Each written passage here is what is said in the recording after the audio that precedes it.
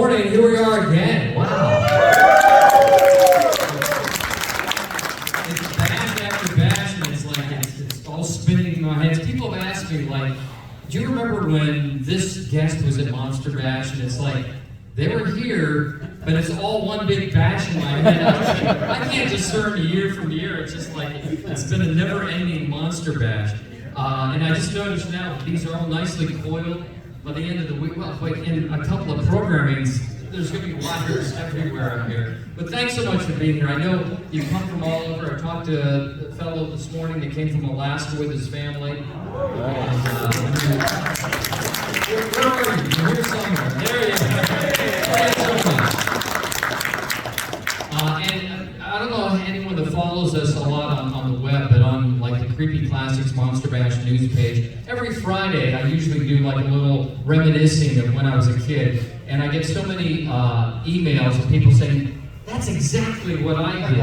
And one of my more recent ones was talking about my room when I was a kid, and I'm sure everyone can relate. I had, at the bottom of my bed, there were shelves on the wall with all my Aurora models. To my left, off of my bed, was my nightstand, which had an old plastic tube radio, AM only, and underneath that were all my famous monsters stacked. And then at the bottom of my bed was a desk with a portable plastic manual typewriter, and below that were stacks of comic books. That was my life. Oh, posters on the wall, Frankenstein, Dracula. I had a King Kong that my grandfather got me, an Incredible Hulk poster, and I scotch taped. I don't know how my mom let me do this. Scotch taped clippings from newspapers of all the monster and horror movies that were coming out. I clip them out of the newspaper and tape them up and just hope my mom would let me go see it. Usually it was no.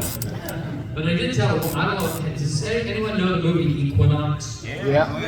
Yeah, okay. It's actually kind of like a demonic Lovecraft-styled horror movie, but the poster that was, or the image in the newspaper, was like this giant ape and a bunch of people running. So I told my mom, it's just like King Kong. And I got to see it. It's a good thing she wasn't in the theater with me.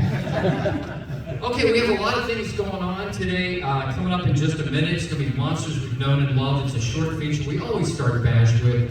It was produced in the early 60s. The information isn't always accurate because back then we didn't have the internet.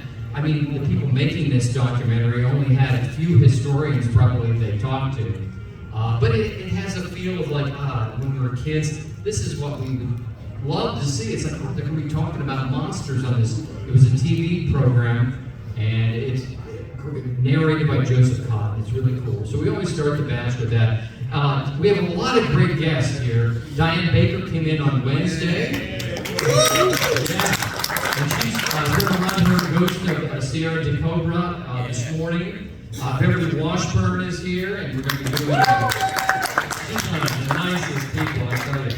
Superman and the Mole Man, and I mean, the day just goes on with Jessica Raines later, Claude Rains' daughter, and just, and tonight, the Mexican Monster Night, we're going to be running Samson at the Wax Museum. Thanks to Hugh Thomas in the back is providing the 16mm film print, and of course, all through the weekend, our regular projectionist, Jeffrey Curtis, always knows that. And I don't know, again, if you follow a lot of what we do on the web, but I recently not dislocated, but I separated shoulder here, and Leonard Hayhurst, one of our staffers, is walking around in a boot, and we're looking like real zombies this bash. But we're gonna get through, and I still have a couple more bashes at least in me, as long as I'm still standing, which is barely right now.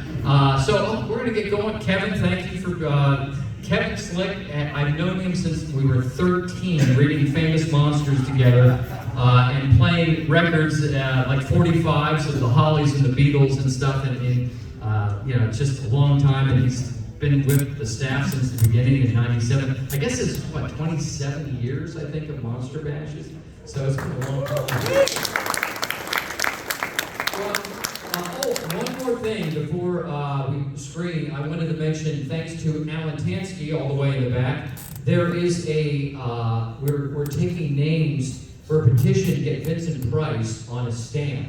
And at the front desk for Ursula and the crew at registration, you can sign there, and we're probably going to have it at maybe a couple other locations. But right now, if you go to the registration desk at some point through the bash and put your name in and where you're from, and we hope to get, Vincent Price deserves a U.S. Postal Stamp. So we hope to get that. All right, Jeffrey, you ready? I'll pull the lights and we'll do Monsters We've Known and Loved. Thank you for being here, really. Thank you, everyone.